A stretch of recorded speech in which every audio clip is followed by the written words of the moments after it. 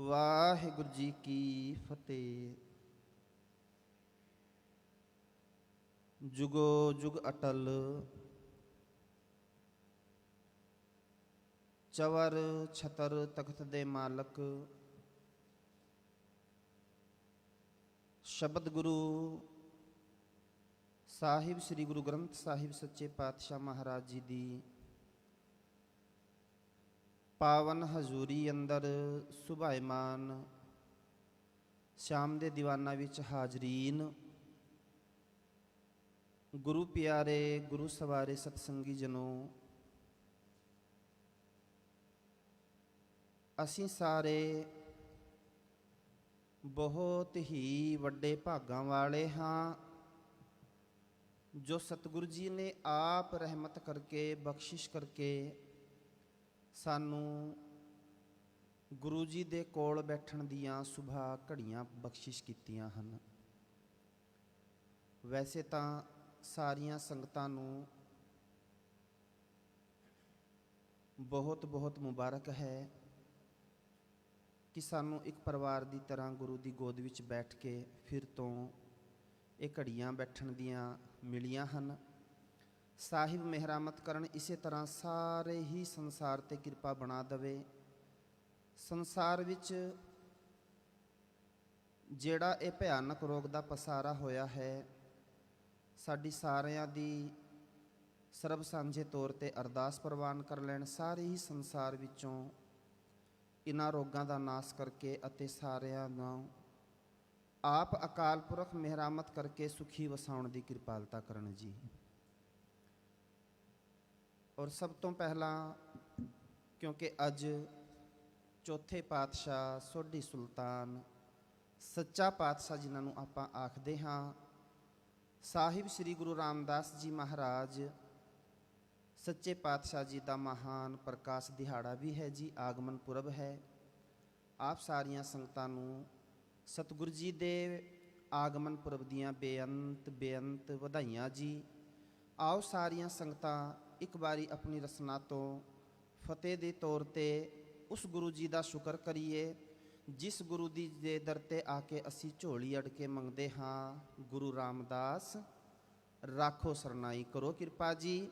ਵਾਹਿਗੁਰੂ ਜੀ ਕਾ ਖਾਲਸਾ, ਵਾਹਿਗੁਰੂ ਜੀ ਕੀ ਫਤਿਹ। ਆਪ ਸਾਰੀਆਂ ਸੰਗਤਾਂ ਨੂੰ ਜਿਵੇਂ ਪਤਾ ਹੈ, ਸੋਮਵਾਰ ਦੇ ਦਿਨ ਅਤੇ ਬੁੱਧਵਾਰ ਦੇ ਦਿਨ ਗੁਰਦੁਆਰਾ ਸਾਹਿਬ ਵੱਲੋਂ ਬਹੁਤ ਹੀ ਸੋਹਣਾ ਉਪਰਾਲਾ ਕੀਤਾ ਗਿਆ ਹੈ, ਕਿਉਂਕਿ ਇਸ ਮਹੀਨੇ 30 ਤਰੀਕ ਨੂੰ ਪਹਿਲੀ ਪਾਤਸ਼ਾਹੀ ਸਿੱਖ ਧਰਮ ਦੇ ਬਾਨੀ ਸਰਬ ਸਾਂਝੀਵਾਲਤਾ ਦੇ ਰਹਿਬਰ ਸਾਹਿਬ ਸ੍ਰੀ ਗੁਰੂ ਨਾਨਕ ਦੇਵ ਜੀ ਮਹਾਰਾਜ ਸੱਚੇ ਪਾਤਸ਼ਾਹ ਜੀ ਦਾ ਆਗਮਨ ਪੁਰਬ ਵੀ ਆ ਰਿਹਾ ਹੈ ਜੀ। ਅਤੇ ਲੜੀਵਾਰ ਜਪਜੀ ਸਾਹਿਬ ਜੀ ਦੀ ਸੰਖੇਪ ਰੂਪ ਵਿੱਚ ਵਿਚਾਰ ਵੀ ਚੱਲ ਰਹੀ ਹੈ। ਪਿਛਲੇ ਦੀਵਾਨਾਂ ਵਿੱਚ ਜਿਹੜੀ ਪੌੜੀ ਦੀ ਵਿਆਖਿਆ ਕੀਤੀ ਗਈ ਸੀ, ਉਸ ਪੌੜੀ ਵਿੱਚ ਸਤਿਗੁਰੂ ਜੀ ਨੇ ਸਾਨੂੰ ਸਾਰਿਆਂ ਨੂੰ ਫਰਮਾਨ ਕੀਤਾ ਸੀ, ਬਖਸ਼ਿਸ਼ ਕੀਤਾ ਸੀ, ਹੁਕਮੈ ਅੰਦਰ ਸਭ ਕੋ ਬਾਹਰ ਹੁਕਮ ਨਾ ਕੋਏ, ਨਾਨਕ ਹੁਕਮੈ ਜੇ ਬੁਝੈ ਤਾਂ ਹਉਮੈ ਕਹਿ ਨਾ ਕੋਈ। ਭਾਵ ਕਿ ਹਰ ਇੱਕ ਜੀਵ ਜਿਹੜਾ ਹੈ ਉਸ ਪਰਮਾਤਮਾ ਦੇ ਹੁਕਮ ਵਿੱਚ ਹੀ ਹੈ ਅਤੇ ਉਸ ਤੋਂ ਬਾਹਰ ਕੋਈ ਵੀ ਹੁਕਮ ਉਸ ਪਰਮਾਤਮਾ ਦੀ ਹੁਕਮ ਅਦੂਲੀ ਨਹੀਂ ਕਰ ਸਕਦਾ, ਉਸ ਤੋਂ ਆਕੀ ਨਹੀਂ ਹੋ ਸਕਦਾ।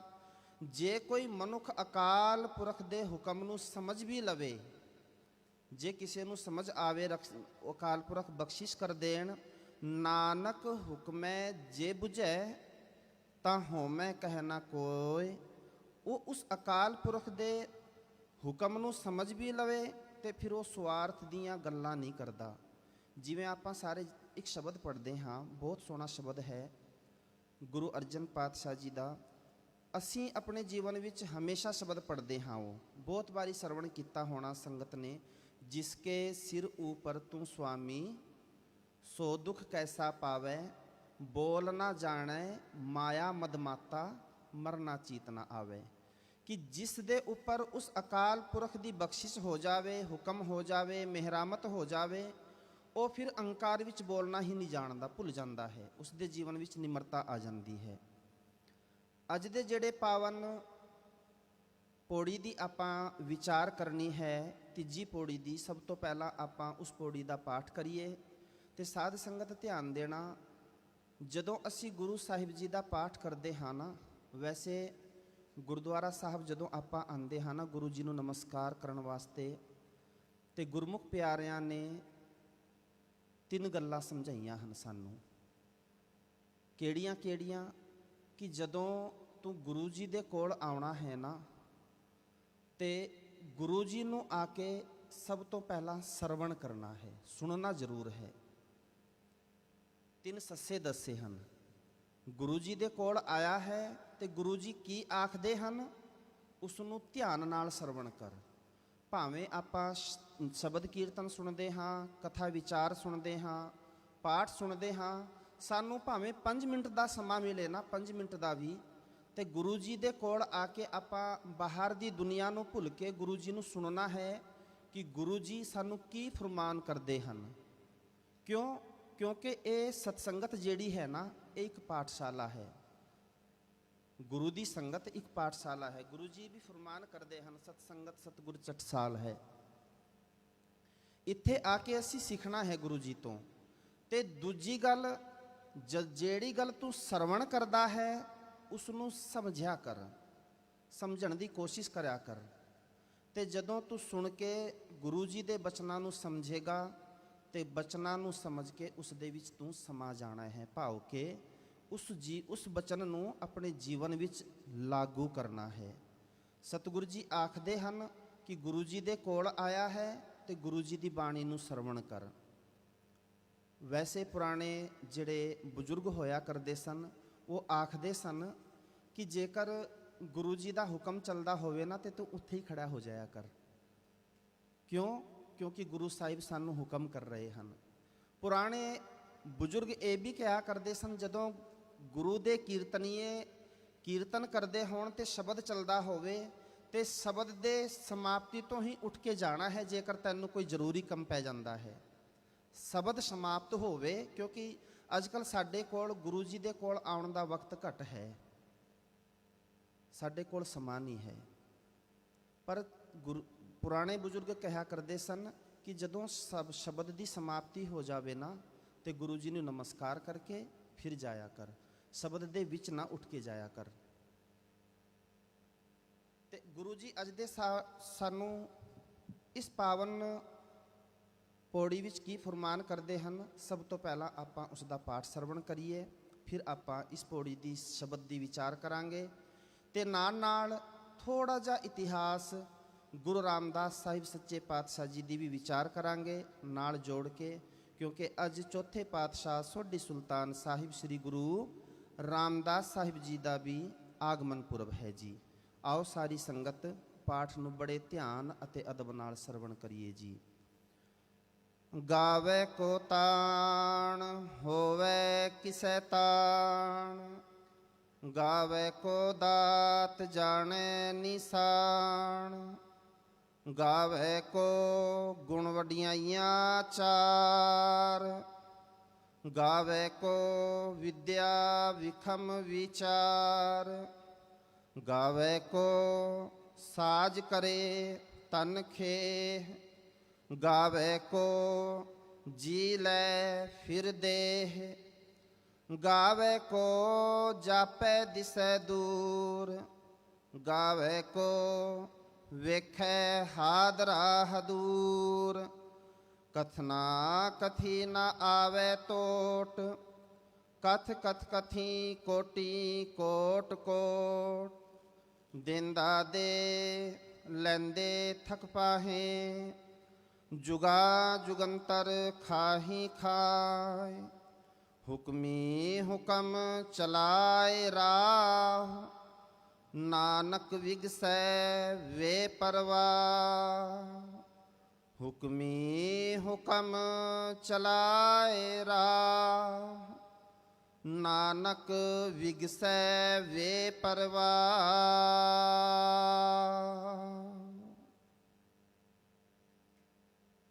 ਧੰਨ ਗੁਰੂ ਨਾਨਕ ਪਾਤਸ਼ਾਹ ਜੀ, ਜਿਵੇਂ ਆਪਾਂ ਪਿਛਲੀਆਂ ਪੌੜੀਆਂ ਵਿੱਚ ਇੱਕ ਸ਼ਬਦ ਦੀ ਵਿਚਾਰ ਕੀਤੀ ਸੀ, ਕਿਵ ਸਚਿਆਰਾ ਹੋਈ ਹੈ, ਕਿਵ ਕੂੜੈ ਟੁੱਟੈ ਪਾਲ, ਹੁਕਮ ਰਜਾਈ ਚਲਣਾ ਨਾਨਕ ਲਿਖਿਆ ਨਾਲ। ਉਸ ਅਕਾਲ ਪੁਰਖ ਪਰਮਾਤਮਾ ਦਾ ਹੁਕਮ ਤੇ ਸਾਡੇ ਨਾਲ ਹਮੇਸ਼ਾ ਹੀ ਹੈ, ਕਿਉਂਕਿ ਜੇਕਰ ਉਸ ਦਾ ਹੁਕਮ ਨਾ ਹੁੰਦਾ ਤੇ ਅਸੀਂ ਪੈਦਾ ਨਹੀਂ ਸੀ ਹੋਣਾ। ਜੰਮਣ ਮਰਨਾ ਹੁਕਮ ਹੈ, ਭਾਣੇ ਆਵੇ ਜਾਏ। ਸਾਡਾ ਜੰਮਣਾ ਤੇ ਸਾਡੀ ਮੌਤ ਤੇ ਸਾਡਾ ਪੈਦਾ ਹੋਣਾ ਤੇ ਮਰਨਾ ਉਸ ਅਕਾਲ ਪੁਰਖ ਦੇ ਹੁਕਮ ਵਿੱਚ ਹੋਇਆ ਹੈ। ਪਰ ਸਾਧ ਸੰਗਤ ਧਿਆਨ ਦੇਣਾ, ਕਈ ਵਾਰੀ ਅਸੀਂ ਜਿਹੜੀ ਖੁਸ਼ੀ ਦੀਆਂ ਗੱਲਾਂ ਹੁੰਦੀਆਂ ਹਨ ਉਹਨਾਂ ਨੂੰ ਐਕਸੈਪਟ ਕਰ ਲੈਂਦੇ ਹਾਂ, ਉਹਨਾਂ ਨੂੰ ਸਵੀਕਾਰ ਕਰਦੇ ਹਾਂ, ਪਰ ਜਿਹੜਾ ਵੀ ਸਾਡੇ ਜੀਵਨ ਵਿੱਚ ਕੁਝ ਦੁੱਖ ਦੀ ਘੜੀ ਆ ਜਾਵੇ ਉਸ ਨੂੰ ਨਕਾਰ ਦਿੰਦੇ ਹਾਂ। ਮਨੁੱਖ ਦੀ ਇਹ ਅਵਸਥਾ ਹੈ। ਦੇਖੋ, ਸਾਨੂੰ ਸਾਰਿਆਂ ਨੂੰ ਪਤਾ ਹੈ ਕਿ ਸਾਡਾ ਸਾਰਿਆਂ ਦਾ ਜਦੋਂ ਇਸ ਸੰਸਾਰ ਵਿੱਚ ਜੀਵਨ ਹੋਇਆ ਤੇ ਸਾਡੇ ਮੌਤ ਦੀ ਜਿਹੜੀ ਤਰੀਕ ਹੈ ਉਹ ਨਿਸ਼ਚਿਤ ਕਰ ਦਿੱਤੀ ਗਈ ਹੈ। ਮਰਨ ਲਿਖਾਏ ਮੰਡਲ ਮੈਂ ਆਏ। ਪਰ ਸਾਨੂੰ ਕੀ ਸਵੀਕਾਰ ਕਰਦੇ ਹਾਂ ਇਸ ਗੱਲ ਨੂੰ, ਮੰਨਦੇ ਹਾਂ? ਕਿਉਂਕਿ ਅਸੀਂ ਡਰਦੇ ਹਾਂ। ਸਤਿਗੁਰੂ ਜੀ ਅੱਜ ਦੀ ਪਾਵਨ ਪੌੜੀ ਵਿੱਚ ਫਰਮਾਨ ਕਰਦੇ ਹਨ, ਗਾਵੇ ਕੋ ਤਾਣ, ਤਾਣ ਤੋਂ ਭਾਵ ਹੈ ਬਲ, ਅਕਾਲ ਪੁਰਖ ਦੀ ਤਾਕਤ। ਕੋਈ ਉਸ ਅਕਾਲ ਪੁਰਖ ਦੇ ਬਲ ਨੂੰ, ਤਾਣ ਨੂੰ ਸਮਝ ਕੇ ਗਾਉਂਦਾ ਹੈ ਕਿ ਉਹ ਸਮਰਥਾ ਹੁੰਦੀ ਹੈ। ਜੇ ਕਿਸੇ ਮਨੁੱਖ ਨੂੰ ਸਮਰਥਾ ਹੋ ਜਾਵੇ ਕਿ ਉਹ ਰੱਬ ਦੇ ਤਾਣ ਨੂੰ ਗਾਉਂਦਾ ਹੈ, ਉਸ ਅਕਾਲ ਪੁਰਖ ਦੀ ਬਖਸ਼ਿਸ਼ ਨੂੰ, ਕਿ ਇਹ ਜਿਹੜਾ ਸਾਡੇ ਇਸ ਸਰੀਰ ਵਿੱਚ ਜਿਹੜਾ ਬਲ ਪਾਇਆ ਹੈ ਨਾ, ਤੇ ਕਿਸਨੇ ਪਾਇਆ ਹੈ? ਅਕਾਲ ਪੁਰਖ ਨੇ। ਤਾਣ ਮਾਣ ਦੀਵਾਨ ਸਾਚਾ, ਨਾਨਕ ਕੀ ਪ੍ਰਭ ਟੇਕ। ਸਤਿਗੁਰੂ ਜੀ ਆਖਦੇ ਹਨ, ਗਾਵੇ ਕੋ ਦਾਤ ਜਾਣੇ ਨਿਸ਼ਾਨ। ਨਿਸ਼ਾਨ ਤੋਂ ਭਾਵ ਹੈ ਉਸ ਦੀ ਰਹਿਮਤ, ਉਸ ਦੀ ਬਖਸ਼ਿਸ਼, ਅਕਾਲ ਪੁਰਖ ਦੀ ਬਖਸ਼ਿਸ਼। ਕੋਈ ਮਨੁੱਖ ਉਸ ਨੂੰ ਗਾਉਂਦਾ ਹੈ ਕਿਦਾਂ ਕਿ ਇਹ ਜਿਹੜਾ ਸਰੀਰ ਮੈਨੂੰ ਦਿੱਤਾ ਹੋਇਆ ਹੈ ਨਾ, ਉਸ ਅਕਾਲ ਪੁਰਖ ਦੀ ਰਹਿਮਤ ਹੈ, ਉਸ ਦੀ ਨਿਸ਼ਾਨੀ ਵਜੋਂ ਗਾਉਂਦਾ ਹੈ। ਪਰ ਕੀ ਅਸੀਂ ਗਾਉਂਦੇ ਹਾਂ ਕਿ ਉਸ ਅਕਾਲ ਪੁਰਖ ਨੇ ਸਾਨੂੰ ਸਾਰਿਆਂ ਤੇ ਕਿਤਨੀ ਵੱਡੀ ਕਿਰਪਾ ਕੀਤੀ ਹੈ ਕਿ ਸਾਨੂੰ ਇਸ ਸਰੀਰ ਦੀ ਬਖਸ਼ਿਸ਼ ਕਰਕੇ ਤੇ ਇਸ ਦੇ ਵਿੱਚ ਜਿੰਦ ਪਾ ਕੇ ਸਾਨੂੰ ਬਖਸ਼ਿਸ਼ ਕੀਤੀ ਹੈ, ਸਵਾਸ ਪਾਏ ਹਨ। ਸਤਿਗੁਰੂ ਜੀ ਆਖਦੇ ਹਨ, ਗਾਵੇ ਕੋ ਗੁਣ ਵਡਿਆਈਆਂ ਚਾਰ। ਵੈਸੇ ਸਾਧ ਸੰਗਤ, ਜਦੋਂ ਆਪਾਂ ਜਪਜੀ ਸਾਹਿਬ ਜੀ ਦਾ ਪਾਠ ਪੜ੍ਹਦੇ ਹਾਂ, ਸਰਵਣ ਕਰਦੇ ਹਾਂ, ਚਾਰ ਦਾ ਅਸੀਂ ਕਈ ਵਾਰੀ ਅਰਥ ਲਾਉਂਦੇ ਹਾਂ ਕਿ ਉਸ ਅਕਾਲ ਪੁਰਖ ਦੀਆਂ ਜਿਹੜੀਆਂ ਵਡਿਆਈਆਂ ਹਨ ਉਹ ਕੇਵਲ ਚਾਰ ਵਡਿਆਈਆਂ ਹਨ। ਇੱਥੇ ਚਾਰ ਤੋਂ ਭਾਵ ਕੀ ਹੈ? ਕਿਉਂਕਿ ਜਿਹੜਾ ਇਹ ਸ਼ਬਦ ਚਾਰ ਲਿਖਿਆ ਗਿਆ ਹੈ ਨਾ, ਇੱਕ ਵਿਸ਼ੇਸ਼ਣ ਹੈ, ਉਸ ਪਰਮਾਤਮਾ ਦੀ ਵਡਿਆਈ ਨੂੰ ਬਿਆਨ ਕਰਦਾ ਹੈ। ਕਿਵੇਂ ਕਿ ਕੋਈ ਉਸ ਪਰਮਾਤਮਾ ਦੇ ਗੁਣਾਂ ਨੂੰ ਗਾਉਂਦਾ ਹੈ। ਕਿਹੜੇ ਗੁਣ? ਚਾਰ ਗੁਣ। ਚਾਰ ਤੋਂ ਭਾਵ ਹੈ ਸੁੰਦਰ ਗੁਣ। ਚਾਰ ਤੋਂ ਭਾਵ ਹੈ ਇੱਥੇ ਸੁੰਦਰਤਾ। ਜਿਵੇਂ ਆਪਾਂ ਕਈ ਵਾਰੀ ਦੇਖਦੇ ਹਾਂ, ਕੁਝ ਵੀਰ ਜਿਹੜੇ ਹਨ ਉਹ ਆਪਣੇ ਬੱਚਿਆਂ ਦੇ ਨਾਮ ਇਸ ਤਰ੍ਹਾਂ ਵੀ ਰੱਖਦੇ ਹਨ, ਜਿਵੇਂ ਚਾਰੂ। ਚਾਰੂ ਤੋਂ ਭਾਵ ਹੈ ਸੁੰਦਰ। ਇੱਥੇ ਗੁਰੂ ਸਾਹਿਬ ਜੀ ਫਰਮਾਨ ਕਰਦੇ ਹਨ ਕਿ ਕੋਈ ਉਸ ਅਕਾਲ ਪੁਰਖ ਪਰਮਾਤਮਾ ਨੂੰ ਤਾਂ ਗਾਉਂਦਾ ਹੈ ਕਿ ਉਸ ਦੀ ਜਿਹੜੀਆਂ ਬਖਸ਼ਿਸ਼ਾਂ ਹਨ, ਉਸ ਦੀਆਂ ਵਡਿਆਈਆਂ ਹਨ, ਉਹਨਾਂ ਨੂੰ ਸੁੰਦਰ ਸਮਝ ਕੇ ਗਾਉਂਦਾ ਹੈ। ਗਾਵੇ ਕੋ ਵਿਦਿਆ ਵਿਖਮ ਵਿਚਾਰ। ਕੋਈ ਉਸ ਅਕਾਲ ਪੁਰਖ ਦੇ ਵਡਿਆਈਆਂ ਨੂੰ ਤੇ ਜਿਹੜੇ ਵਿਖਮ ਤੋਂ ਭਾਵ ਹੈ ਔਖੇ ਜਿਹੜੇ ਵਿਚਾਰ ਹਨ, ਭਾਵ ਕਿ ਗੁਰੂ ਸਾਹਿਬ ਜੀ ਦੀ ਜਿਹੜੀ ਬਖਸ਼ਿਸ਼ ਹੈ, ਉਸ ਅਕਾਲ ਪੁਰਖ ਦੀ ਜਿਹੜੀ ਬਖਸ਼ਿਸ਼ ਹੈ ਉਸ ਦੀ ਵਿਚਾਰ ਕਰਦਾ ਹੈ ਔਖੇ ਤਰੀਕੇ ਨਾਲ। ਵਿਖਮ ਤੋਂ ਭਾਵ ਹੈ ਜਿਹੜੀ ਉਸ ਅਕਾਲ ਪੁਰਖ ਦੀ ਵਡਿਆਈਆਂ ਦਾ ਅਸੀਂ ਬਿਆਨ ਨਹੀਂ ਕਰ ਸਕਦੇ, ਪਰ ਉਸ ਨੂੰ ਵੀ ਗਾਉਂਦਾ ਹੈ। ਕਦੋਂ ਗਾਉਂਦਾ ਹੈ? ਜਦੋਂ ਉਹ ਅਕਾਲ ਪੁਰਖ ਰਹਿਮਤ ਕਰਦਾ ਹੈ ਤੇ ਉਸ ਦੇ ਔਖੇ ਵਿਚਾਰਾਂ ਨੂੰ ਵੀ, ਵਿਖਮ ਤੋਂ ਭਾਵ ਹੈ ਔਖੇ ਵਿਚਾਰਾਂ ਨੂੰ ਆਪਣੇ ਜੀਵਨ ਵਿੱਚ ਧਾਰਨ ਕਰਕੇ ਸਮਰਥਾ ਹੈ। ਗੁਰੂ ਸਾਹਿਬ ਜੀ ਨੇ ਬਖਸ਼ਿਸ਼ ਕੀਤੀ ਹੈ ਕਿ ਉਸ ਅਕਾਲ ਪੁਰਖ ਦੀ ਵਿਖਮ ਵਿਚਾਰ, ਭਾਵ ਕੇ ਕਠਿਨ ਵਿਚਾਰ ਕਰਦਾ ਹੈ ਤੇ ਉਸ ਵਿਚਾਰ ਨੂੰ ਵਿਚਾਰ ਕਰ ਕਰਕੇ ਆਪਣੇ ਜੀਵਨ ਵਿੱਚ ਧਾਰਨ ਕਰਦਾ ਹੈ। ਗਾਵੇ ਕੋ ਸਾਜ ਕਰੇ ਤਨਖੇ। ਕੋਈ ਉਸ ਪਰਮਾਤਮਾ ਦੀ ਵਡਿਆਈਆਂ ਗਾਉਂਦਾ ਹੈ ਕਿ ਉਹ ਸਾਨੂੰ ਪੈਦਾ ਕਰਦਾ ਹੈ, ਪੈਦਾ ਕਰਕੇ ਉਹ ਪਰਮਾਤਮਾ ਸਮਰਥ ਹੈ, ਫਿਰ ਸਾਨੂੰ ਖਤਮ ਕਰ ਦਿੰਦਾ ਹੈ। ਖੇਵ ਤੋਂ ਭਾਵ ਹੈ ਨਸ਼ਟ ਕਰ ਦੇਣਾ। ਸਤਿਗੁਰੂ ਜੀ ਆਖਦੇ ਹਨ ਕਿ ਕੋਈ ਮਨੁੱਖ ਇਉਂ ਗਾਉਂਦਾ ਹੈ ਕਿ ਅਕਾਲ ਪੁਰਖ ਹੀ ਸਰੀਰ ਨੂੰ ਬਣਾ ਕੇ ਫਿਰ ਸੁਹਾ ਕਰ ਦਿੰਦਾ ਹੈ। ਕੋਈ ਇਵੇਂ ਗਾਉਂਦਾ ਹੈ, ਗਾਵੇ ਕੋ ਜੀ ਲੈ ਫਿਰਦੇ, ਕਿ ਉਹ ਹਰੀ ਪਰਮਾਤਮਾ ਸਾਡੇ ਸਰੀਰਾਂ ਵਿੱਚੋਂ ਜਿੰਦ ਨੂੰ ਕੱਢ ਕੇ, ਸਵਾਸ ਨੂੰ ਕੱਢ ਕੇ ਤੇ ਦੂਜੇ ਸਰੀਰਾਂ ਵਿੱਚ ਫਿਰ ਪਾ ਦਿੰਦਾ ਹੈ। ਕਿਤਨੀ ਵੱਡੀ ਬਖਸ਼ਿਸ਼ ਹੈ ਉਸ ਅਕਾਲ ਪੁਰਖ ਪਰਮਾਤਮਾ ਦੀ।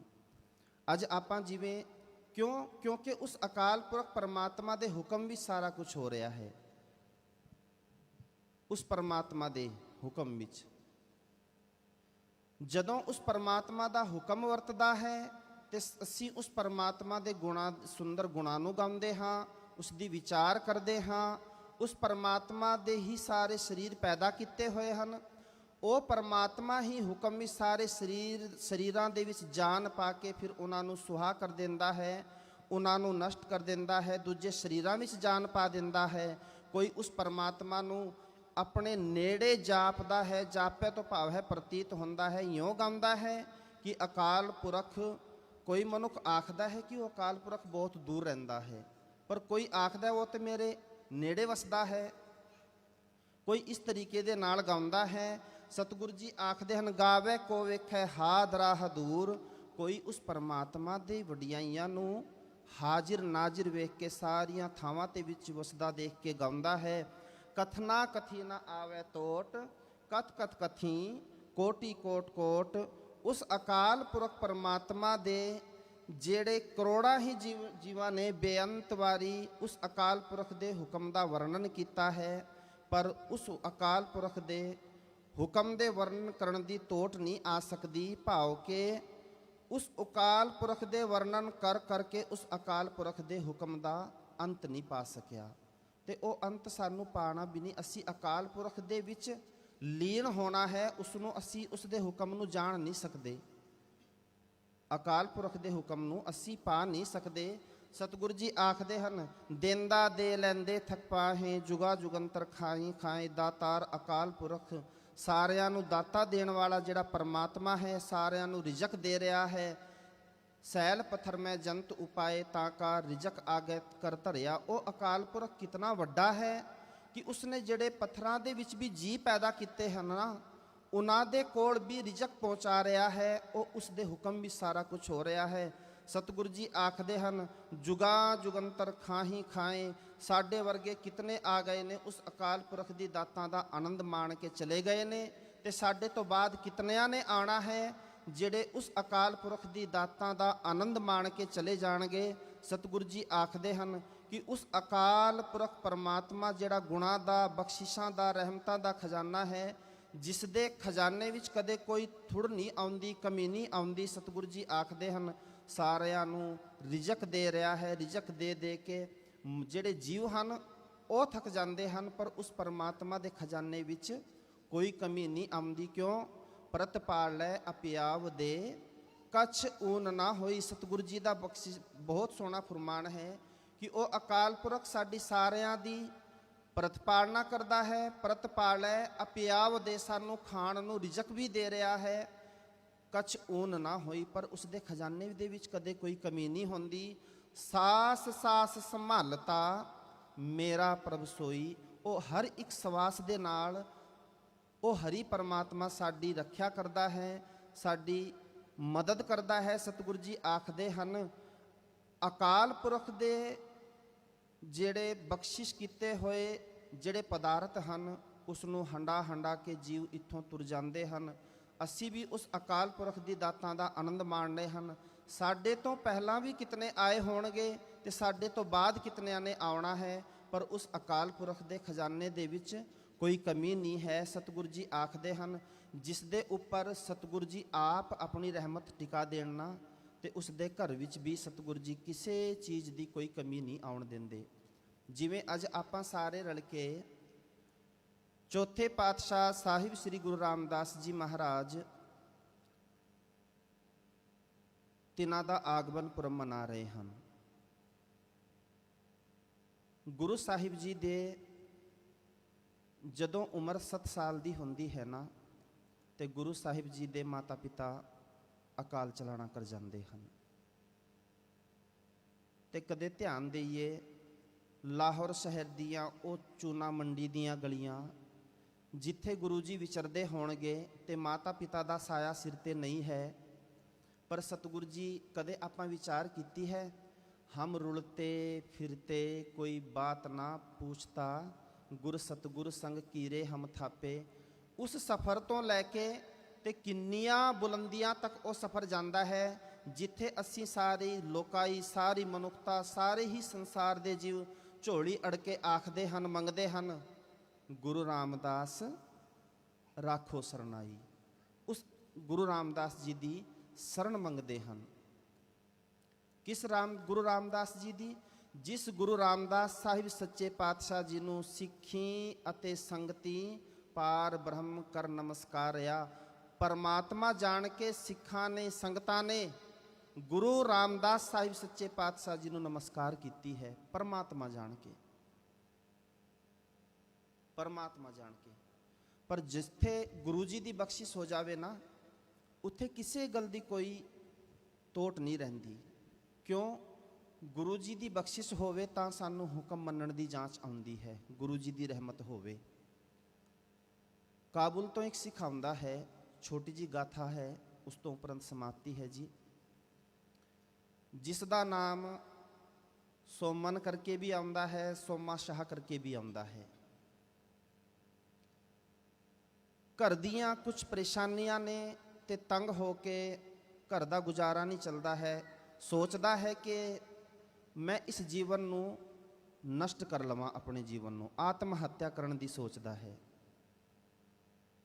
ਜਦੋਂ ਸੋਚਦਾ ਹੈ, ਬਹੁਤ ਪਰੇਸ਼ਾਨ ਹੈ, ਘਰ ਤੋਂ ਪਰਿਵਾਰ ਦਾ ਗੁਜ਼ਾਰਾ ਨਹੀਂ ਚੱਲਦਾ, ਕੇਵਲ ਇੱਕੋ ਇੱਕ ਜੀ ਹੈ ਜਿਹੜਾ ਪਰਿਵਾਰ ਦਾ ਗੁਜ਼ਾਰਾ ਕਰਦਾ ਹੈ, ਕੋਈ ਕਾਰੋਬਾਰ ਵੀ ਨਹੀਂ ਚੱਲਦਾ, ਤੇ ਉਸਦੇ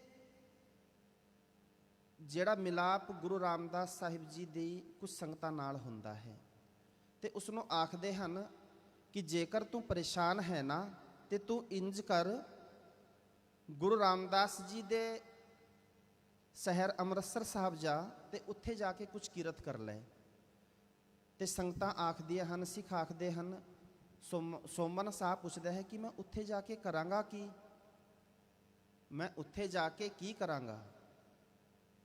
ਜੇ ਮੈਂ ਅੰਮ੍ਰਿਤਸਰ ਚਲਾ ਜਾਂਦਾ ਹਾਂ ਤੇ ਸਿੱਖ ਆਖਣ ਲੱਗਦੇ ਕਿ ਜਿਹੜਾ ਕੰਮ ਗੁਰੂ ਪਾਤਸ਼ਾਹ ਜੀ ਆਪ ਕਰਦੇ ਸਨ, ਤੂੰ ਵੀ ਉਹੀ ਕਰਨ ਲੱਗ। ਤੇ ਗੁਰੂ ਪਾਤਸ਼ਾਹ ਕਿਹੜਾ ਕੰਮ ਕਰਦੇ ਸੀ? ਘੁੰਗਣੀਆਂ ਵੇਚਣ ਦਾ ਕੰਮ ਕਰਦੇ ਸੀ, ਘੁੰਗਣੀਆਂ ਵੇਚਣ ਦਾ। ਤੇ ਸਾਧ ਸੰਗਤ ਧਿਆਨ ਦੇਣਾ, ਗੁਰੂ ਸਾਹਿਬ ਜੀ ਨੇ ਸਾਨੂੰ 3 ਸਿਧਾਂਤ ਬਖਸ਼ੇ ਸੀ। ਕਿਹੜੇ ਕਿਹੜੇ? ਕਿਰਤ ਕਰੋ, ਨਾਮ ਜਪੋ ਤੇ ਵੰਡ ਛਕੋ। ਤੇ ਗੁਰੂ ਰਾਮਦਾਸ ਜੀ ਸਾਨੂੰ ਸਮਝਾ ਰਹੇ ਹਨ ਕਿ ਕਿਰਤ ਕਰਨੀ ਬਹੁਤ ਲਾਜ਼ਮੀ ਹੈ ਸਾਡੇ ਜੀਵਨ ਲਈ। ਜੇਕਰ ਮਨੁੱਖ ਆਪਣੀ ਕਿਰਤ ਨੂੰ ਛੱਡ ਕੇ ਇਹ ਸੋਚੇ ਕਿ ਮੇਰੇ ਪਰਿਵਾਰ ਦਾ ਗੁਜ਼ਾਰਾ ਇਵੇਂ ਹੀ ਚਲਾ ਜਾਏਗਾ, ਇਵੇਂ ਹੀ ਹੁੰਦਾ ਰਹੇਗਾ, ਤੇ ਬਹੁਤ ਮੁਸ਼ਕਲ ਹੈ। ਸਤਿਗੁਰੂ ਜੀ ਨੇ ਸਾਨੂੰ ਕੀਰਤੀ ਬਣਾਇਆ ਹੈ, ਮਿਹਨਤ ਕਰਕੇ ਖਾਣ, ਸੱਚ ਦੀ, ਹੱਕ ਸੱਚ ਦੀ ਕਮਾਈ ਕਰਨ ਵਾਸਤੇ, ਦਸਾਂ ਨੋਹਾਂ ਦੀ ਕਮਾਈ ਕਰਕੇ ਸਾਨੂੰ ਖਾਣ ਦੀ ਜੀਵਨ ਜਾਂਚ ਦੱਸੀ ਹੈ ਸਾਨੂੰ ਸਾਰਿਆਂ ਨੂੰ। ਤੇ ਸਤਿਗੁਰੂ ਜੀ ਆਖਦੇ ਹਨ ਕਿ ਉਸ ਨੂੰ ਸਿੱਖ ਆਖਦੇ ਹਨ, ਸੋਮਨ ਸਾਹ ਨੂੰ, ਕਿ ਸੋਮਨ ਤੂੰ ਜਾ, ਉੱਥੇ ਜਾ ਕੇ ਜਿਹੜਾ ਕੰਮ ਗੁਰੂ ਜੀ ਆਪ ਕਰਦੇ ਸਨ, ਤੂੰ ਵੀ ਉਹੀ ਕੰਮ ਕਰਨ ਲੱਗ ਪਏ। ਤੇ ਸਾਧ ਸੰਗਤ, ਸੋਮਨ ਜਿਹੜਾ ਹੈ, ਭਾਈ ਸੋਮਨ, ਜਿਸ ਨੂੰ ਸੋਮਾ ਸ਼ਾਹ ਕਰਕੇ ਵੀ ਆਖਿਆ ਜਾਂਦਾ ਹੈ ਇਤਿਹਾਸ ਵਿੱਚ, ਉਹ ਅੰਮ੍ਰਿਤਸਰ ਸਾਹਿਬ ਆ ਜਾਂਦਾ ਹੈ। ਤੇ ਅੰਮ੍ਰਿਤਸਰ ਸਾਹਿਬ ਆ ਕੇ ਨਾ ਘੁੰਗਣੀਆਂ ਵੇਚਣ ਦਾ ਕੰਮ ਸ਼ੁਰੂ ਕਰ ਲੈਂਦਾ ਹੈ। ਤੇ ਉਦੋਂ ਹੀ ਅੰਮ੍ਰਿਤਸਰ ਸਾਹਿਬ ਜੀ ਦੀ ਸੇਵਾ ਵੀ ਚੱਲ ਰਹੀ ਹੈ, ਸਰੋਵਰ ਦੀ ਵੀ ਸੇਵਾ ਚੱਲ ਰਹੀ ਹੈ, ਉਸਾਰੀ ਦੀ। ਜਦੋਂ ਸੇਵਾ ਚੱਲ ਰਹੀ ਹੈ ਤੇ ਸੋਮਾ ਸ਼ਾਹ ਆ ਕੇ ਸ਼ਾਮ ਨੂੰ ਜਦੋਂ ਘੁੰਗਣੀਆਂ ਵੇਚਦਾ ਹੈ ਤੇ ਗੁਰੂ ਰਾਮਦਾਸ ਜੀ ਸੱਚੇ ਪਾਤਸ਼ਾਹ ਜੀ ਵੀ ਆ ਜਾਂਦੇ ਹਨ। ਤੇ ਜਿਵੇਂ ਗੁਰੂ ਰਾਮਦਾਸ ਜੀ ਉੱਥੇ ਟਹਿਲਦੇ ਹੋਏ ਆਉਂਦੇ ਹਨ, ਤੇ ਜਿਹੜੇ ਮਜ਼ਦੂਰ ਉੱਥੇ ਮਜ਼ਦੂਰੀ ਕਰਦੇ ਹਨ, ਕਾਰ ਸੇਵਾ ਜਿਹੜੀ ਕਰਦੇ ਹਨ ਲੋਕੀ, ਉਹ ਆ ਕੇ ਗੁਰੂ ਰਾਮਦਾਸ ਸਾਹਿਬ ਸੱਚੇ ਪਾਤਸ਼ਾਹ ਜੀ ਨੂੰ ਇੱਕ ਬੇਨਤੀ ਕਰਦੇ ਹਨ ਕਿ ਪਾਤਸ਼ਾਹ ਅੱਜ ਦੀ ਸਾਡੀ ਮਜ਼ਦੂਰੀ ਦੇ ਦੇਵੋ। ਵੈਸੇ ਸਾਧ ਸੰਗਤ ਧਿਆਨ ਦੇਣਾ, ਗੁਰੂ ਰਾਮਦਾਸ ਸਾਹਿਬ ਸੱਚੇ ਪਾਤਸ਼ਾਹ ਵੱਲੋਂ ਨਾ ਸਾਨੂੰ ਇਹ ਇੱਕ ਹੁਕਮ ਹੈ ਕਿ ਜਦੋਂ ਕੋਈ ਮਜ਼ਦੂਰ ਤੁਹਾਡੇ ਕੋਲ ਕੰਮ ਕਰਦਾ ਹੋਵੇ ਨਾ, ਕੋਈ ਵੀ ਕੰਮ ਕਰਦਾ ਹੋਵੇ, ਉਸ ਦਾ ਪਸੀਨਾ ਸੁੱਕਣ ਤੋਂ ਪਹਿਲਾਂ ਉਸ ਨੂੰ ਉਸ ਦੀ ਮਿਹਨਤ ਦੀ ਕੀਮਤ ਦੇ ਦੇਵੋ। ਇਹ ਸਾਡਾ ਫਰਜ਼ ਬਣਦਾ ਹੈ, ਭਾਵ ਕਿ ਹੱਕ ਸੱਚ ਦੀ ਕਮਾਈ ਕਰੀਏ, ਹੱਕ ਸੱਚ ਦੀ ਕਮਾਈ ਕਰੀਏ। ਇਹ ਸਾਨੂੰ ਗੁਰੂ ਵੱਲੋਂ ਹੁਕਮ ਹੈ। ਤੇ ਜਦੋਂ ਮਜ਼ਦੂਰੀ ਮੰਗਦੇ ਹਨ ਆ ਕੇ, ਤੇ ਗੁਰੂ ਰਾਮਦਾਸ ਜੀ ਸੱਚੇ ਪਾਤਸ਼ਾਹ ਕਹਿੰਦੇ ਹਨ ਸੋਮਨ ਸ਼ਾਹ ਨੂੰ ਕਿ ਸੋਮਾ ਸ਼ਾਹ ਲਿਆ, ਅੱਜ ਕੀ ਕਮਾਇਆ ਹੈ, ਅੱਜ ਮੈਨੂੰ ਦੇਖ ਕੀ ਕਮਾਇਆ ਹੈ। ਤੇ ਭਾਈ ਸੋਮਨ ਸ਼ਾਹ ਸਾਰੀ ਜਿਹੜੀ ਵਟਕ ਹਨ ਜਿਤਨੀ ਵੀ ਹੈ, ਤੇ ਗੁਰੂ ਰਾਮਦਾਸ ਸਾਹਿਬ ਸੱਚੇ ਪਾਤਸ਼ਾਹ ਜੀ ਨੂੰ ਦੇ ਦਿੰਦੇ ਹਨ, ਭਾਵ ਕਿ ਉਹਨਾਂ ਦੇ ਚਰਨਾਂ ਵਿੱਚ ਭੇਟ ਕਰ ਦਿੰਦੇ ਹਨ, ਉਹਨਾਂ ਨੂੰ ਭੇਟ ਕਰ ਦਿੰਦੇ ਹਨ। ਤੇ ਗੁਰੂ ਰਾਮਦਾਸ ਸਾਹਿਬ ਸੱਚੇ ਪਾਤਸ਼ਾਹ ਉਹ ਸਾਰੀ ਜਿਹੜੀ ਮਾਇਆ ਹੈ ਉਹ ਮਜ਼ਦੂਰਾਂ ਵਿੱਚ ਵੰਡ ਦਿੰਦੇ ਹਨ। ਦੂਜੇ ਦਿਨ ਫਿਰ ਇਸ ਤਰ੍ਹਾਂ ਹੁੰਦਾ ਹੈ। ਤੀਜੇ ਦਿਨ ਜਦੋਂ ਸੱਚੇ ਪਾਤਸ਼ਾਹ ਟਹਿਲਦੇ ਟਹਿਲਦੇ ਆਉਂਦੇ ਹਨ, ਤੇ ਭਾਈ ਸੋਮਾ ਸ਼ਾਹ ਆਪ ਹੀ ਬਿਨਾਂ ਆਖੇ ਹੀ ਗੁਰੂ ਸਾਹਿਬ ਜੀ ਦੇ ਕੋਲ ਜਾਂਦੇ ਹਨ, ਤੇ ਗੁਰੂ ਸਾਹਿਬ ਜੀ ਦੇ ਚਰਨਾਂ ਵਿੱਚ ਉਹ ਸਾਰੀ ਜਿਹੜੀ ਕਮਾਈ ਹੈ, ਵਟਕ ਹੈ, ਤੇ ਉਹ ਅਰਪਣ ਕਰ ਦਿੰਦੇ ਹਨ, ਭੇਟਾ ਕਰ ਦਿੰਦੇ ਹਨ। ਗੁਰੂ ਰਾਮਦਾਸ ਸਾਹਿਬ ਸੱਚੇ ਪਾਤਸ਼ਾਹ ਦੇਖਦੇ ਹਨ ਕਿ ਭਾਈ ਸੋਮਨ ਸ਼ਾਹ ਜਿਹੜਾ ਹੈ ਉਹ ਕਿਰਤ ਵੀ ਕਰਦਾ ਹੈ, ਰੋਜ਼ਾਨਾ ਸੰਗਤ ਵਿੱਚ ਵੀ ਆਉਂਦਾ ਹੈ, ਤੇ ਮੈਂ ਦੇਖਾਂ ਤਾਂ ਕਿ ਇਹ ਵੰਡ ਕੇ ਛਕਦਾ ਹੈ ਜਾਂ ਨਹੀਂ, ਕਿਤੇ ਇਸ ਨੂੰ ਇਸ ਦੀ ਕਮਾਈ ਹੋਣ ਲੱਗ ਪਈ, ਕਿਤੇ ਇਹ ਲਾਲਚ ਤੇ ਨਹੀਂ ਕਰਦਾ। ਸਾਡਾ ਇਹ ਸੁਭਾਅ ਹੈ, ਜਦੋਂ ਸਾਡੇ ਕੋਲ 100 ਹੋਣ ਤੇ 10 ਕੱਢਣੇ ਸੌਖੇ ਨੇ, 1000 ਹੋਣ 100 ਕੱਢਣੇ ਵੀ ਬਹੁਤ ਸੌਖੇ ਹਨ, 10,000 ਹੋਣ 1000 ਵੀ ਬੰਦਾ ਕੱਢ ਸਕਦਾ ਹੈ। ਪਰ ਜਦੋਂ ਅਸੀਂ ਗੁਰੂ ਜੀ ਬਖਸ਼ਿਸ਼ ਕਰਦੇ ਹਨ, ਜਦੋਂ ਅਸੀਂ 10 ਲੱਖ ਤੇ ਪਹੁੰਚਦੇ ਹਾਂ ਨਾ, ਤੇ 1 ਲੱਖ ਕੱਢਣਾ ਬੜਾ ਔਖਾ ਹੋ ਜਾਂਦਾ ਹੈ। ਫਿਰ ਮਨੁੱਖ ਸੋਚਦਾ ਹੈ ਕਿ ਜੇਕਰ ਮੈਂ 1 ਲੱਖ ਕਿਸੇ ਨੂੰ ਦੇਵਾਂਗੇ ਤੇ ਆਪਣੇ ਬਿਜ਼ਨਸ 'ਚ ਲਗਾ ਲੈਂਦਾ ਹਾਂ, ਕਾਰੋਬਾਰ ਵਧੇਗਾ। ਮਨੁੱਖ ਦਾ ਸੁਭਾਅ ਹੈ ਨਾ। ਗੁਰੂ ਸਾਹਿਬ ਨੇ ਕਿਹਾ ਸੀ ਨਾ ਸਾਨੂੰ ਕਿ ਆਪਣੀ ਹੱਕ ਸੱਚ ਦੀ ਕਮਾਈ ਵਿੱਚੋਂ ਦਸਵੰਧ ਕੱਢਣਾ ਹੈ, ਭਾਵ ਕਿ ਵੰਡ ਕੇ ਛਕਣਾ ਹੈ। ਤੇ ਅੱਜ ਸਾਡੇ ਜੀਵਨ ਵਿੱਚੋਂ ਕਿੱਥੇ ਗਏ 3 ਸਿਧਾਂਤ ਗੁਰੂ ਨਾਨਕ ਪਾਤਸ਼ਾਹ ਜੀ ਦੇ, ਜਿਸ ਪਾਤਸ਼ਾਹ ਜੀ ਦੀ ਬਾਣੀ ਦੀ ਵਿਆਖਿਆ ਚੱਲ ਰਹੀ ਹੈ। ਗੁਰੂ ਪਾਤਸ਼ਾਹ ਨੇ ਤੇ ਹੁਕਮ ਕੀਤਾ ਸੀ ਨਾ, ਕਿਰਤ ਕਰੋ, ਨਾਮ ਜਪੋ, ਵੰਡ ਛਕੋ। ਤੇ ਕੀ ਸਾਡੇ ਜੀਵਨ ਵਿੱਚ ਉਹ ਹਨ? ਤੇ ਅੱਜ ਉਸੀ 3 ਸਿਧਾਂਤਾਂ ਨੂੰ ਭਾਈ ਸੋਮਨ ਸ਼ਾਹ ਸਾਨੂੰ ਕਮਾ ਕੇ ਦੱਸ ਰਹੇ ਹਨ। ਤੇ ਜਦੋਂ ਗੁਰੂ ਰਾਮਦਾਸ ਸਾਹਿਬ ਸੱਚੇ ਪਾਤਸ਼ਾਹ ਜੀ ਨੇ ਪਾਤਸ਼ਾਹ ਜੀ ਦੇ ਚਰਨਾਂ ਵਿੱਚ ਭਾਈ ਸੋਮਨ ਸ਼ਾਹ ਜਿਹੜੀ ਵਟਕ ਜਿਹੜੀ ਕਮਾਈ ਕਰਦੇ ਹਨ, ਸਾਰੀ ਗੁਰੂ ਜੀ ਦੇ ਚਰਨਾਂ ਵਿੱਚ ਭੇਟ ਕਰ ਦਿੰਦੇ ਹਨ। ਤੇ ਗੁਰੂ ਰਾਮਦਾਸ ਸਾਹਿਬ ਸੱਚੇ ਪਾਤਸ਼ਾਹ ਸੋਮਨ ਨੂੰ ਆਖਦੇ ਹਨ ਸੋਮਨ ਸ਼ਾਹ, ਉਦੋਂ ਖਿਤਾਬ ਦਿੰਦੇ ਹਨ ਸ਼ਾਹ। ਤੇ ਭਾਈ ਸੋਮਨ ਕਹਿੰਦਾ ਹੈ ਕਿ ਪਾਤਸ਼ਾਹ ਮੈਂ ਕਿੱਥੇ ਸ਼ਾਹ, ਮੈਂ ਤੇ ਤੇਰੇ ਦਰ ਦਾ ਇੱਕ ਸੇਵਕ ਹਾਂ। ਕਹਿੰਦੇ ਨਹੀਂ ਸੋਮਨ, ਤੂੰ ਸ਼ਾਹ ਹੈ। ਕਹਿੰਦੇ ਸ਼ਾਹ ਵਹੀ ਹੁੰਦਾ ਹੈ ਜਿਹੜਾ ਕਿਸੇ ਨੂੰ ਦਿੰਦਾ ਹੈ। ਕਹਿੰਦੇ ਅਸੀਂ ਤੇਰੇ ਤੋਂ ਲਿਆ ਹੈ, ਤੂੰ ਦਿੱਤਾ ਹੈ, ਤੇ ਸ਼ਾਹ ਤੇ ਤੂੰ ਹੋਇਆ ਨਾ। ਤੇ ਉਸ ਨੂੰ 3 ਬਖਸ਼ਿਸ਼ਾਂ ਕੀਤੀਆਂ ਨੇ। 3 ਬਖਸ਼ਿਸ਼ਾਂ ਕਿਹੜੀਆਂ? ਸੋਮਨ ਸ਼ਾਹ, ਸ਼ਾਹਾਂ ਦਾ ਸ਼ਾਹ, ਵੇ ਪਰਵਾਹ ਗੁਰੂ ਕਾ ਸ਼ਾਹ। ਕਿ ਜਾ ਤੈਨੂੰ ਬਖਸ਼ਿਸ਼ ਕੀਤੀ ਹੈ, ਤੇਰੇ ਘਰ ਵਿੱਚ ਕਦੇ ਵੀ ਕਿਸੇ ਕਿਸਮ ਦੀ ਕੋਈ ਥੋੜ ਨਹੀਂ ਰਹੇਗੀ। ਤੇ ਜਦੋਂ ਅਸੀਂ ਗੁਰੂ ਜੀ ਦੇ ਹੁਕਮ ਨੂੰ ਮੰਨਦੇ ਹਾਂ ਨਾ, ਜਦੋਂ ਸਚਿਆਰ, ਵੈਸੇ ਸਾਧ ਸੰਗਤ ਧਿਆਨ ਦੇਣਾ, ਸੱਚ ਹੋਣਾ ਤੇ ਸਚਿਆਰ ਹੋਣ ਵਿੱਚ ਬਹੁਤ ਫਰਕ ਹੈ। ਸੱਚ ਆਪਾਂ ਕਹਿੰਦੇ ਆ ਕਿ ਮੈਂ ਹਮੇਸ਼ਾ ਸੱਚ ਬੋਲਦਾ ਹਾਂ। ਸੱਚ ਤੇ ਗੰਗੂ ਬ੍ਰਾਹਮਣ ਵੀ ਬੋਲਿਆ ਸੀ, ਪਰ ਸਚਿਆਰ ਨਹੀਂ ਸੀ। ਇੱਕ ਪਾਸੇ ਆਪਾਂ ਦੇਖਦੇ ਹਾਂ ਭਾਈ ਗਨੀ ਖਾਂ ਤੇ ਨਬੀ ਖਾਂ, ਉਹ ਝੂਠ ਬੋਲਦੇ ਹਨ ਪਰ ਸਚਿਆਰ ਹਨ। ਪੁੱਛਿਆ ਜਾਂਦਾ ਹੈ ਨਾ ਗਨੀ ਖਾਂ ਨਬੀ ਖਾਂ ਨੂੰ ਕਿ ਕੌਣ ਹਨ? ਕਹਿੰਦੇ ਇਹ ਤਾਂ ਉਚਦੇ ਪੀਰ ਹਨ। ਉਹ ਦੱਸਦੇ ਨੇ ਕਿ ਗੁਰੂ ਗੋਬਿੰਦ ਸਿੰਘ ਸੱਚੇ ਪਾਤਸ਼ਾਹ ਹਨ। ਕੀ ਆਖਦੇ ਹਨ? ਕਿ ਇਹ ਤਾਂ ਉਚਦੇ ਪੀਰ ਹਨ। ਝੂਠ ਬੋਲਿਆ ਹੈ ਨਾ, ਪਰ ਉਸ ਝੂਠ ਦੇ ਪਿੱਛੇ ਸਚਿਆਰ ਛੁਪਿਆ ਹੋਇਆ ਹੈ। ਸੱਚ ਬੋਲਣਾ, ਸੱਚ ਤੇ ਅਸੀਂ ਬੋਲ ਲੈਂਦੇ ਹਾਂ, ਪਰ ਸਚਿਆਰ ਬਣਨਾ ਬਹੁਤ ਔਖਾ ਹੈ। ਇਹ ਸਚਿਆਰ ਕਦੋਂ ਬਣਿਆ ਜਾਂਦਾ ਹੈ? ਸਤਿਗੁਰੂ ਜੀ ਆਖਦੇ ਹਨ ਕਿਉ ਸਚਿਆਰਾ ਹੋਈਐ, ਕਿਉ ਕੂੜੈ ਟੁੱਟੈ ਪਾਲ, ਹੁਕਮ ਰਜਾਈ ਚਲਣਾ ਨਾਨਕ ਲਿਖਿਆ ਨਾਲ। ਜਦੋਂ ਅਸੀਂ ਗੁਰੂ ਜੀ ਦੇ ਹੁਕਮ ਦੀ ਪਾਲਣਾ ਕਰਦੇ ਹਾਂ, ਗੁਰੂ ਜੀ ਦੇ ਹੁਕਮ ਨੂੰ ਆਪਣੇ ਜੀਵਨ ਵਿੱਚ ਢਾਲਦੇ ਹਾਂ, ਗੁਰੂ ਜੀ ਦੀ ਬਾਣੀ ਨੂੰ ਸੁਣ ਕੇ ਸਮਝ ਕੇ ਤੇ ਉਸ ਦੇ ਵਿੱਚ ਸਮਾ ਜਾਂਦੇ ਹਾਂ, ਉਸ ਦੇ ਹੁਕਮ ਨੂੰ ਸਿਰ ਮੱਥੇ ਕਰਕੇ ਮੰਨਦੇ ਹਾਂ। ਸਾਹਿਬ ਮਿਹਰਮਤ ਕਰਨ, ਸਾਨੂੰ ਸਾਰਿਆਂ ਨੂੰ ਗੁਰੂ ਜੀ ਵੱਲੋਂ ਜਿਹੜਾ ਹੁਕਮ ਬਖਸ਼ਿਸ਼ ਕੀਤਾ ਹੋਇਆ ਹੈ ਕਿ ਭਾਈ ਤੂੰ ਆਪਣੇ ਜੀਵਨ ਵਿੱਚ ਗੁਰ ਸਤਿਗੁਰ ਕਾ ਜੋ ਸਿੱਖ ਅਖਾਏ, ਸੋ ਭਲਕੇ ਉਠ ਹਰ ਨਾਮ ਧਿਆਵੈ। ਭਲਕੇ ਉੱਠ ਕੇ ਅੰਮ੍ਰਿਤ ਵੇਲੇ ਗੁਰੂ ਜੀ ਦੀ ਬਾਣੀ ਦਾ ਜਾਪ ਕਰੀਏ, ਗੁਰੂ ਜੀ ਦੇ ਚਰਨਾਂ ਨਾਲ ਜੁੜੀਏ। ਸਾਧ ਸੰਗਤ ਧਿਆਨ ਦੇਣਾ, ਸਿੱਖ ਦੇ ਘਰ ਵਿੱਚ ਜਪਜੀ ਸਾਹਿਬ ਜੀ ਦਾ ਜਿਹੜਾ ਪਾਠ ਹੈ ਨਾ, ਉਹ ਜ਼ਰੂਰ ਹੋਣਾ ਚਾਹੀਦਾ ਹੈ, ਬਹੁਤ ਜ਼ਰੂਰੀ ਹੈ। ਵੈਸੇ ਸਿੱਖ ਨੂੰ 5 ਬਾਣੀਆਂ ਦਾ ਨਿਤਨੇਮ ਦੱਸਿਆ ਗਿਆ ਹੈ, ਤੇ ਅਸੀਂ ਕਈ ਵਾਰੀ ਸੋਚਦੇ ਹਾਂ ਕਿ ਚੱਲ ਕੋਈ ਨਹੀਂ, ਜੇਕਰ ਅੱਜ ਨਹੀਂ ਤੇ ਕੱਲ ਕਰ ਲਾਂਗੇ, ਅੱਜ ਨਹੀਂ ਤੇ ਕੱਲ ਕਰ ਲਾਂਗੇ। ਪਰ ਸਾਧ ਸੰਗਤ ਧਿਆਨ ਦੇਣਾ, ਜਿਸ ਘਰ ਵਿੱਚ ਜਪਜੀ ਸਾਹਿਬ ਜੀ ਦਾ ਪਾਠ ਹੁੰਦਾ ਹੈ, ਸਤਿਗੁਰੂ ਜੀ ਆਪ ਰਹਿਮਤ ਕਰਕੇ ਉਸ ਘਰ ਵਿੱਚੋਂ ਸਾਰੇ ਕਲੇਸ਼, ਤੋਖਲੇ, ਟੈਨਸ਼ਨ, ਝਮੇਲੇ ਸਾਰੇ ਖਤਮ ਕਰ ਦਿੰਦੇ ਹਨ। ਸਾਹਿਬ ਸਤਿਗੁਰੂ ਮਿਹਰਮਤ ਕਰਨ, ਸਾਨੂੰ ਵੀ ਕਿਣਕਾ ਮਾਤਰ ਗੁਰੂ ਜੀ ਦੇ ਹੁਕਮ ਨੂੰ ਮੰਨਣ ਦੀ ਜਾਂਚ ਆ ਜਾਵੇ। ਆਪ ਸਾਰੀਆਂ ਸੰਗਤਾਂ ਨੂੰ ਇੱਕ ਵਾਰੀ ਫਿਰ ਤੋਂ ਚੌਥੇ ਪਾਤਸ਼ਾਹ ਸਾਹਿਬ ਸ੍ਰੀ ਗੁਰੂ ਰਾਮਦਾਸ ਸਾਹਿਬ ਸੱਚੇ ਪਾਤਸ਼ਾਹ ਮਹਾਰਾਜ ਜੀ ਦੇ ਪ੍ਰਕਾਸ਼ ਪੁਰਬ ਦੀਆਂ ਬੇਅੰਤ ਬੇਅੰਤ ਵਧਾਈਆਂ ਜੀ। ਆਓ ਸਾਰੇ ਰਲ ਕੇ 2 ਮਿੰਟ ਲਈ ਮੂਲ ਮੰਤਰ ਦਾ ਜਾਪ ਕਰੀਏ, ਉਸ ਤੋਂ ਉਪਰੰਤ ਸਮਾਪਤੀ ਹੈ ਜੀ। ਵਾਹਿਗੁਰੂ ਜੀ ਕਾ ਖਾਲਸਾ, ਵਾਹਿਗੁਰੂ ਜੀ ਕੀ ਫਤਿਹ। ਇਕ ਓੰਕਾਰ